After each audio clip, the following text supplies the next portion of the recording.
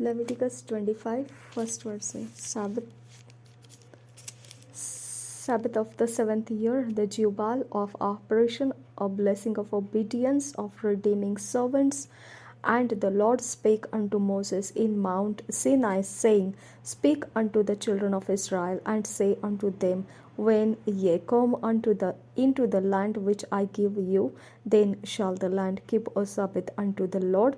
6 years thou shalt sow thy field, and 6 years thou shalt prune thy vineyard, and gather in the fruit of thereof. But in the seventh year shall be a Sabbath of rest unto the land, a Sabbath for the Lord. Thou shalt neither sow thy field, nor prune thy vineyard. That which groweth of its own accord of thy harvest thou shalt not reap, neither gather the grapes of thy vine undressed, for it is a year of rest unto the land. And the Sabbath of the land shall be meat for you, for thee, and for thy servant, and for thy maid.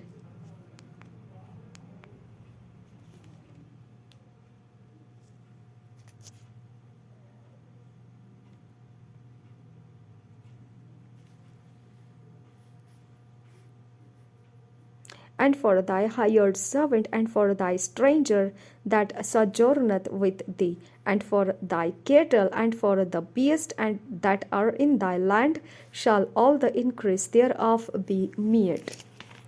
And thou shalt number 7 Sabbaths of years unto thee, 7 times 7 years, and the space of the 7 Sabbaths of years shall be unto thee 49 years. Then shalt thou cast the trumpet of the Jubile to sound on the 10th day of the 7th month, in the day of atonement.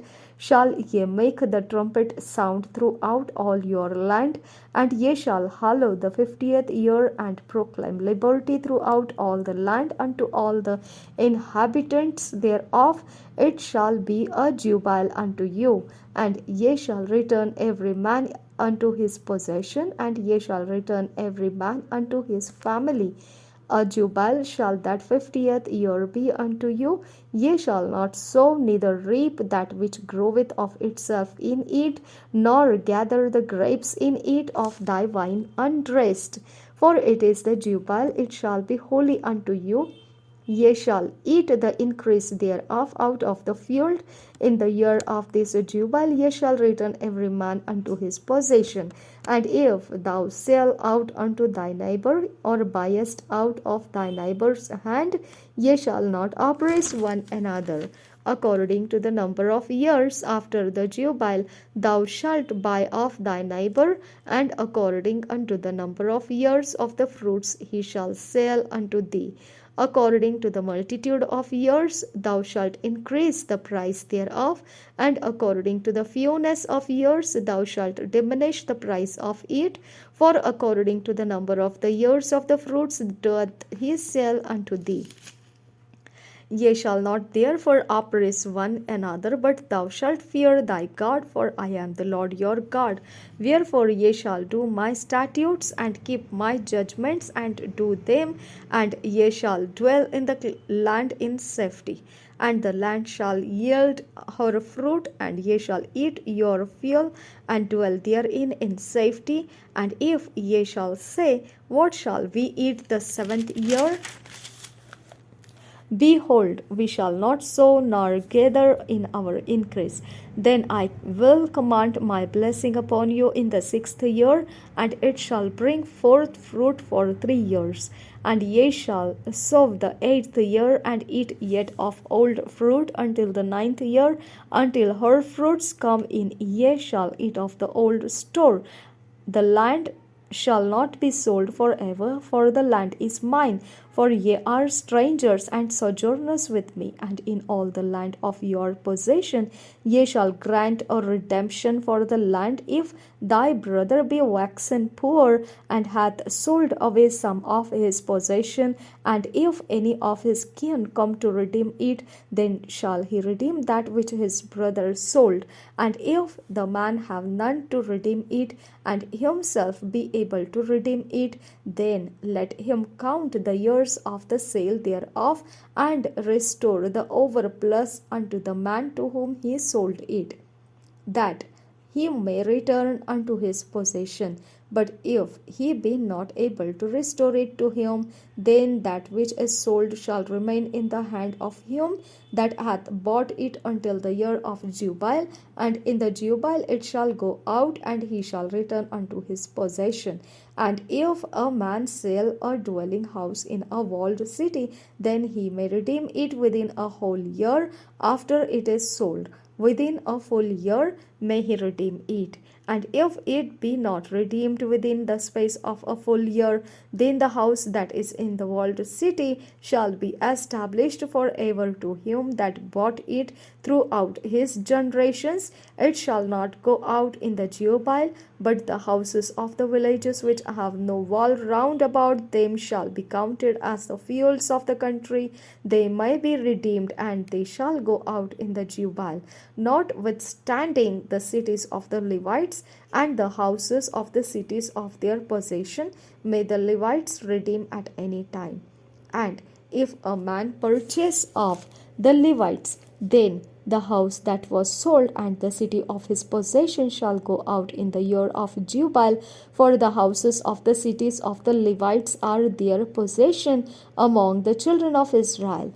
But the field of the suburbs of their cities may not be sold, for it is their perpetual possession. And if thy brother be waxen poor and fallen in decay with thee, then thou shalt relieve him, yea, though he be a stranger or a sojourner, that he may live with thee. Take thou no usury of him or increase, but fear thy God, that thy brother may live with thee. Thou shalt not give him thy money upon usury, nor lend him thy victuals for increase. I am the Lord your God, which brought you forth out of the land of Egypt, to give you the land of Canaan, and to be your God.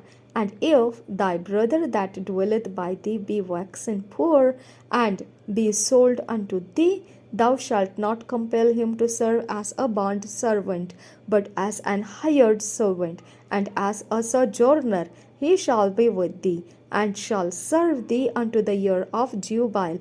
And then shall he depart from thee, both he and his children with him, and shall return unto his own family, and unto the possession of his fathers shall he return. For they are my servants which I brought forth out of the land of Egypt. They shall not be sold as bondmen. Thou shalt not rule over him with rigor, but shalt fear thy God. Both thy bondmen and thy bondmaids, which thou shalt have, shall be of the heathen that are round about you. Of them shall ye buy bondmen and bondmaids. Moreover, of the children of the strangers that do sojourn among you, of them shall ye buy, and of their families that are with you, which they begat in your land, and they shall be your possession. And ye shall take them as an inheritance of your children after you, to inherit them for a possession. They shall be your bondmen forever. But over your brethren, the children of Israel, ye shall not rule one over another with rigor. And if a sojourner or stranger wax rich by thee, and thy brother that dwelleth by him wax poor, and sell himself unto the stranger or sojourner by thee, or to the stock of the stranger's family, after that he is sold, he may be redeemed again. One of his brethren may redeem him, either his uncle or his uncle's son may redeem him, or any that is nigh of kin unto him, of his family may redeem him, or if he be able, he may redeem himself. And he shall reckon with him that bought him from the year that he was sold to him unto the year of Jubile, and the price of his sale shall be according unto the number of years, according to the time of an hired servant shall it be with him. if there be yet many years behind according unto them, he shall give again the price of his redemption out of the money that he was bought for. And if there remain but few years unto the year of Jubile, then he shall count with him, and according unto his years shall he give him again the years shall he give him again the price of his redemption.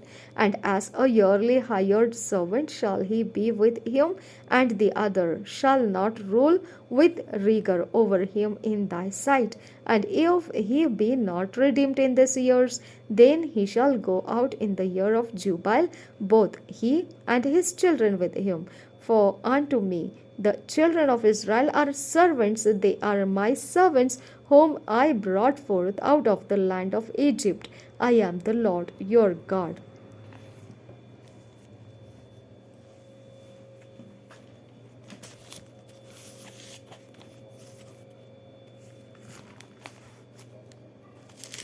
लय व्यवस्था 25 अध्याय पहले वचन से। 7वां वर्ष विश्राम वर्ष पहले वचन से। फिर यहोवा ने सीनाई पर्वत के पास मूसा से कहा, इस्राएलियों से कहे कि जब तुम उस देश में प्रवेश करो जो मैं तुम्हें देता हूँ, तब भूमि को यहोवा के लिए विश्राम मिला करे। 6 वर्ष तो अपना अपना खेत बोया करना, और 6 वर्ष अपनी अपनी दाख की बारी छांट छांट कर देश की उपज इकट्ठी किया करना। परंतु 7वें वर्ष भूमि को यहोवा के लिए परम विश्राम काल मिला करे। उसमें न तो अपना खेत बोना और न अपनी दाख की बारी छांटना। जो कुछ काटे हुए खेत में अपने आप से उगे उसे न काटना, और अपनी बीन छांटी हुई दाखलता के दाखों को न तोड़ना, क्योंकि वह भूमि के लिए परम विश्राम का वर्ष होगा। भूमि के विश्राम काल ही का की उपज से तुमको और तुम्हारे दास दासी को और तुम्हारे साथ रहने वाले मजदूरों और परदेशियों को भी भोजन मिलेगा, और तुम्हारे पशुओं का और देश में जितने जीव जंतु हो उनका भी भोजन भूमि की सब उपज से होगा। जुबली वर्ष 7 विश्राम वर्ष अर्थात 7 गुना 7 वर्ष गिन लेना। 7 विश्राम वर्षों का यह समय 49 वर्ष होगा। तब 7वें महीने के 10वें दिन को अर्थात प्रायश्चित के दिन जय जयकार के महाशब्द का नरसिंगा अपने सारे देश में सब कहीं फुंकवाना, और उस 50वें वर्ष को पवित्र मानना और देश के सारे निवासियों के लिए छुटकारे का प्रचार करना। वह वर्ष तुम्हारे यहाँ जुबली कहलाए। उसमें तुम अपनी अपनी निज भूमि और अपने अपने घराने में लौटने पाओगे। तुम्हारे यहाँ वह 50वां वर्ष जुबली का वर्ष कहलाए। उसमें तुम न बोना, और जो अपने आप उगे उसे भी न काटना, और न बिन छाटी हुई दाख लता के दाखों को तोड़ना, क्योंकि वह जो जुबली का वर्ष होगा वह तुम्हारे लिए पवित्र होगा। तुम उसकी उपज खेत ही में से ले लेके खाना। इस जुबली के वर्ष में तुम अपनी अपनी निज भूमि को लौटने पाओगे, और यदि तुम अपने भाई बंधु के हाथ कुछ बेचो या अपनी भाई बंधु से कुछ मोल लो, तो तुम एक दूसरे पर अंधेर न करना। जुबली के बाद जितने वर्ष बीते हो उनकी गिनती के अनुसार दाम ठहरा के एक दूसरे से मोल लेना, और शेष वर्षों की उपज के अनुसार वह तेरे हाथ बेचे। जितने वर्ष और रहे उतना ही दाम बढ़ाना, और जितने वर्ष कम रहे उतना ही दाम घटाना, क्योंकि वर्ष की उपज की संख्या जितनी हो उतनी ही वह तेरे हाथ बेचेगा। तुम अपने अपने भाई बंधु पर अंधेर न करना, अपने परमेश्वर का भय मानना। मैं तुम्हारा परमेश्वर यहोवा हूँ। 7वें वर्ष की समस्या। इसलिए तुम मेरी विधियों को मानना और मेरे नियमों पर समझ बूझ कर चलना, क्योंकि ऐसा करने से तुम उस देश में निडर बसे रहोगे। भूमि अपनी उपज उपजाया करेगी और तुम पेट भर खाया करोगे और उस देश में निडर बसे रहोगे। और यदि तुम कहो कि 7वें वर्ष में हम क्या खाएंगे, न तो हम बोएंगे न अपने खेत की उपज इकट्ठा करेंगे, तो जानो कि मैं तुमको 6वें वर्ष में ऐसी आशीष दूंगा कि भूमि की उपज 3 वर्ष तक काम कर आएगी। तुम 8वें वर्ष में बोओगे और पुरानी उपज में से खाते रहोगे, और 9वें वर्ष की उपज जब तक न मिले तब तक तुम पुरानी उपज में से खाते रहोगे। भू संपत्ति छुड़ाने की विधि। 23 वचन से आगे। भूमि सद्धा के लिए भूमि सदा के लिए बेची न जाए, क्योंकि भूमि मेरी है और उसमें तुम परदेशी और बाहरी होंगे, लेकिन तुम अपने भाग के सारे देश में भूमि को छुड़ा लेने देना। यदि तेरा कोई भाई बंधु कंगाल होकर अपनी निज भूमि में से कुछ बेच डाले, तो उसके कुटुंबियों में से जो सबसे निकट हो वह आकर अपने भाई बंधु के बेचे हुए भाग को छुड़ा ले। यदि किसी मनुष्य के लिए कोई छुड़ाने वाला न हो और उसके पास इतना धन हो कि आप ही अपने भाग को छुड़ा सके, तो वह उसके बिकने के समय से वर्षों की गिनती करके शेष वर्षों की उपज का दास उसको जिसने उसे मोल लिया हो फेर दे। तब वह दाम उसको जिसने उसे मोल लिया हो फेर दे, तब वह अपनी निज भूमि का अधिकारी हो जाए। परंतु यदि उसके पास इतनी पूंजी न हो कि उसे फिर अपने कर सके, तो उसकी बेची हुई भूमि जुबली के वर्ष तक मोल लेने वालों के हाथ में रहे और जुबली के वर्ष में छूट जाए। तब वह मनुष्य अपनी निज भूमि का फिर अधिकारी हो जाए। फिर यदि कोई मनुष्य शहरपनाह वाले नगर में बसने का घर बेचे, तो वह बेचने के बाद वर्ष भर के अंदर उसे छुड़ा सकेगा, अर्थात पूरे वर्ष भर उस मनुष्य को छुड़ाने का अधिकार रहेगा। परंतु यदि वह वर्ष में न छुड़ाए, तो वह घर जो शहरपनाह वाले नगर में ही मोल लेने वाले का बना रहे और पीढ़ी पीढ़ी में उसी के वंश का बना रहे और जुबली के वर्ष में भी न छूटे।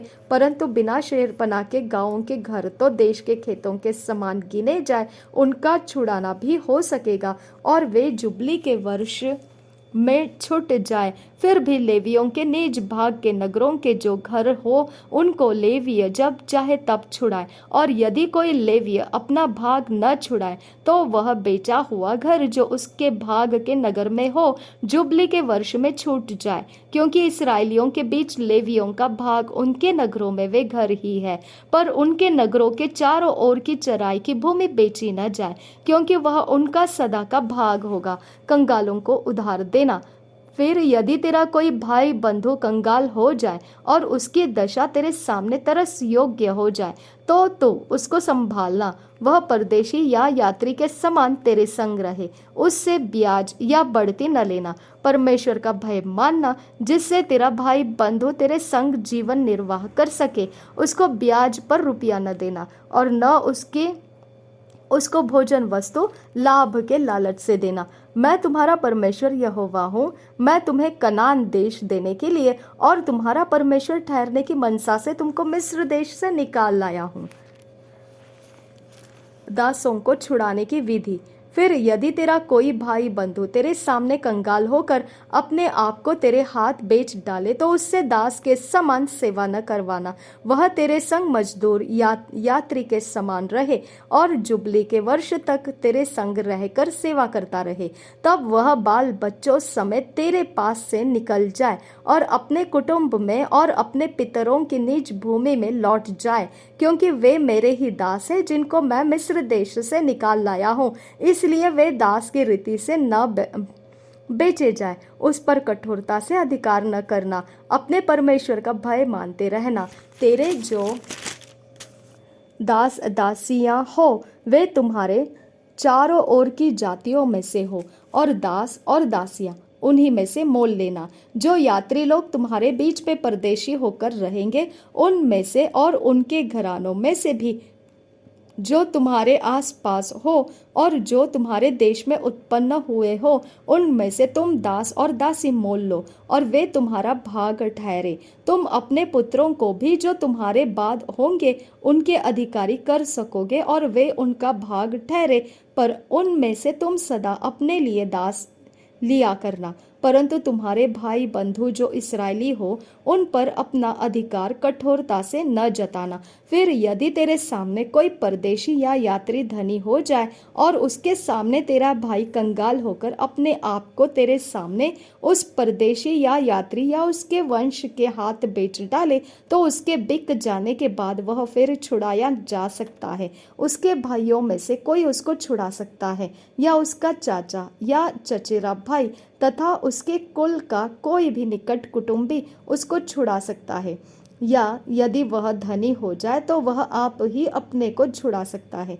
वह अपने मोल लेने वाले के साथ अपने बिकने के वर्ष से जुबली के वर्ष तक हिसाब करे और उसके बिकने का दाम वर्षों की गिनती के अनुसार हो, अर्थात वह दाम मजदूर के दिवसों के समान उसके साथ होगा। यदि जुबली के वर्ष के बहुत वर्ष रह जाए तो जितने रुपयों से वह मोल लिया गया हो उनमें से वह अपने छुड़ाने का दाम उतने वर्षों के अनुसार फेर दे। यदि जुबली के वर्ष के थोड़े वर्ष रह गए हो तो भी वह अपने स्वामी के साथ हिसाब करके अपने छुड़ाने का दाम उतने ही वर्षों के अनुसार फेर दे। वह अपने स्वामी के संग उस मजदूर के समान रहे जिसकी वार्षिक मजदूरी ठहराई जाती हो, और उसका स्वामी उस पर तेरे सामने कठोरता से अधिकार न जताने पाए।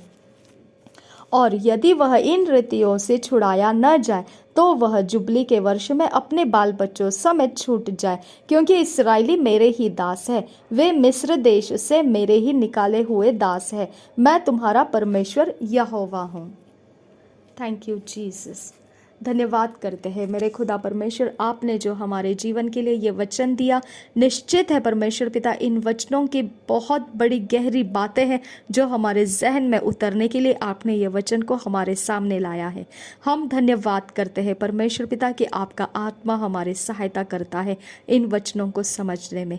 हमें फिट एंड फिक्स कीजिए, ईश्वरीय रचना डिवाइन ऑर्डरलीनेस में लेकर आइए। नासरी यीशु मसीह के नाम में विनती करते हैं पिता, सुन और कबूल कर। आमेन, आमेन, आमेन।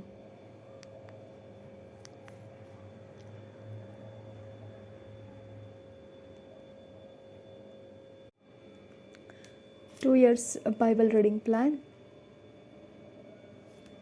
2 साल का Bible reading plan. Acts 21 chapter,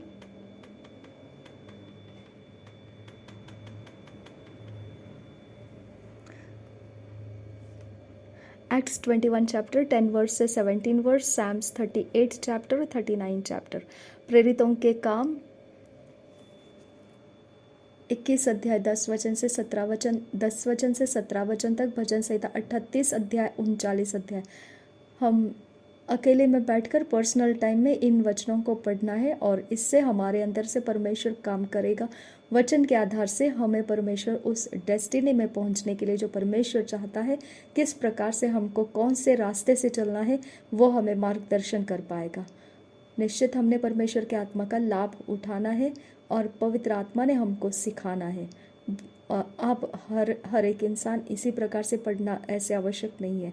जैसा परमेश्वर चाहता है वैसे आप अपने तरीके से भी इन वचनों को पढ़ने का प्लान करके पढ़ सकते हैं। प्रभु यीशु मसीह हमारे साथ बना रहे। निश्चित इतना ही करना है कि हमें परमेश्वर के आत्मा ने सिखाना चाहिए।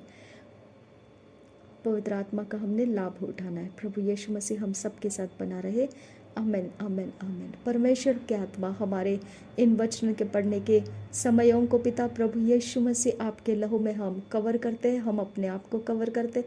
हम चाहते हैं पिता परमेश्वर शत्रु की हर योजना आपके सामने एक्सपोज होती रहे और परमेश्वर पिता हम उन योजनाओं को पिता परमेश्वर आपके द्वारा पिता असफल कर सके, ऐसा अनुग्रह हमको कीजिए।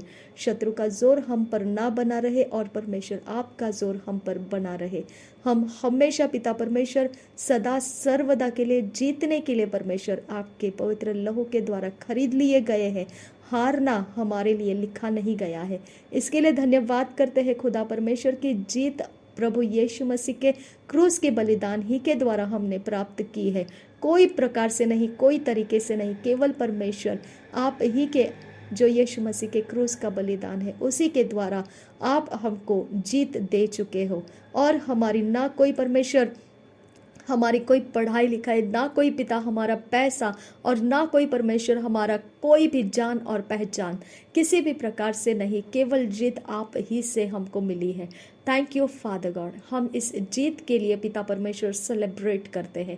थैंक यू जीसस क्राइस्ट की यीशु मसीह के खून बहाने से हमारे पाप माफ हुए, परमेश्वर हमारी ओर से हो चुका है। हम धन्यवाद करते हैं इन सारे भली बातों के लिए। पिता परमेश्वर हमें फिट एंड फिक्स कीजिए, ईश्वरीय रचना डिवाइन ऑर्डरलीनेस में हमको लेकर आइए। नासरी यीशु मसीह के नाम में विनती करते हैं, सुन और कबूल कर पिता। आमेन, आमेन, आमेन।